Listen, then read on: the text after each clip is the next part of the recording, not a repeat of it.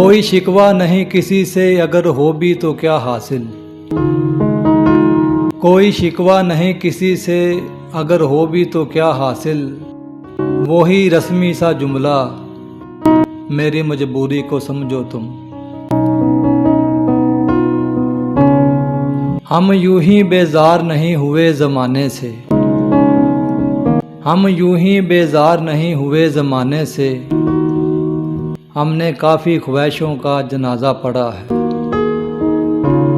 ہنس تو رہے ہیں دنیا کے روبرو، ہنس تو رہے ہیں دنیا کے روبرو، لیکن ایک اداسی ہے جو حلق تک بھری ہوئی ہے۔